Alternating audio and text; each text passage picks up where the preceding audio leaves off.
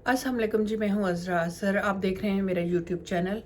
कल 29 नवंबर 2022 को कराची मलीर शमसाबाद में एक बहुत ही अफसोसनाक सोसाइटी में एक बहुत ही अफसोसनाक वाक़या पेश आया। वाक़या कुछ इस तरह से है कि फ़वाद नामी एक शख्स जो कि दोपहर के टाइम पे अपने काम के हवाले से वापस आता है और नीचे पहले उसकी वालिदा रहती है और ऊपर वो उसकी अपनी फैमिली रह रही थी, जिसमें उसकी 3 बेटियाँ और उसकी बीवी और वो खुद रहता था। नीचे उसकी वालिदा और उसके भाई रहते थे।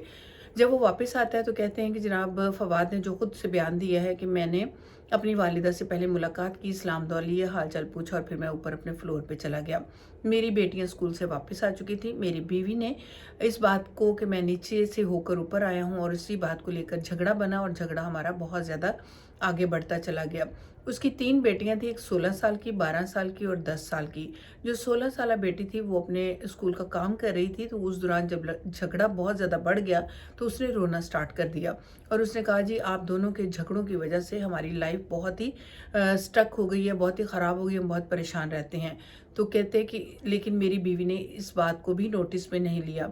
मैंने और मेरी बेटियों ने बैठ के खाना खाया, लेकिन मेरी बीवी ने हमारे साथ खाना नहीं खाया और झगड़ा बढ़ता चला गया। खाना खाने के बाद भी मेरी बीवी ने कहा कि मैं नहाने के लिए जा रही हूँ, लेकिन उस दौरान फिर लड़ाई होने लग गई और लड़ाई जब बहुत शिद्दत इख्तियार कर गई तो मैं गुस्से में उठा और मैंने किचन से चाकू उठाया और मेरी बेटी जो 16 साल की थी और जो अपने स्कूल का काम कर रही थी, पहले उसने उसका गला काट दिया। बीवी वॉशरूम में नहाने के लिए गई हुई थी, 2 बेटियां उसकी सो रही थी। पहले उसने अपनी 16 साल बेटी का गला काटा, फिर 2 जो बेटियां सो रही थी उनके गले काटे और उसके बाद उसने अपनी बीवी को वॉशरूम में से निकाला और फिर उसका गला काटने के बाद दूसरे कमरे में जाता है और वहां जाकर खुद अपने आप को भी खुदकशी करना चाहता है, सुसाइड करना चाहता है और अपने गले पे भी छुरी फेर देता है। लेकिन वो छुरी उसके गले को काटती ज़रूर है, लेकिन उससे उसकी तबीयत बहुत ख़राब हो जाती है। बड़ी तशवीशनाक हालत में उसको पुलिस ने वहाँ से रेस्क्यू किया है। अच्छा, जो उनकी मदर नीचे थी फ़वाद की, वो बताती हैं कि मैंने पहले बेटी की, अपनी पोती की चीख सुनी है। उस चीख को सुनने के बाद मैंने आवाज़ देकर पूछा कि क्या हुआ है? मुझे कोई जवाब नहीं मिला।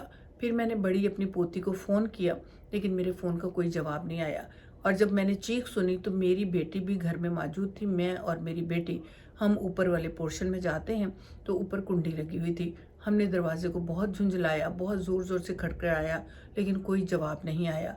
ये सब बताते हुए वो बहुत बुरी तरह से रो पड़ी। कोई जवाब नहीं आया तो हमने दरवाजे को बहुत बुरी तरह से पीटा और खोलने की कोशिश की, तो आखिर हमारे दरवाजे को ज़ोर ज़ोर से हिलाने पर कुंडी खुल गई। अंदर जाके देखा तो हमारी पोतियाँ जो है खून से लथपथ पड़ी थी और मर चुकी थी। मेरी बहू भी खून से लथपथ थी और उसके कपड़े नहीं पहने हुए थे क्योंकि वो वॉशरूम में नहाने के लिए गई थी। फिर मैंने अपने बेटे को देखा, वो भी ज़ख्मी हालत में था। पुलिस बुलाई गई, फौरी तौर पर उनको हॉस्पिटल ले जाया गया, लेकिन फवाद तो बच गया। 4 बॉडियाँ ख़त्म हो चुकी थी, 3 बेटियाँ और एक उसकी अपनी बेबी जिसका नाम हुमा था। हॉस्पिटल में हुमा का भाई और उसकी खाला भी आ चुकी थी, उसकी बहन भी आ चुकी थी।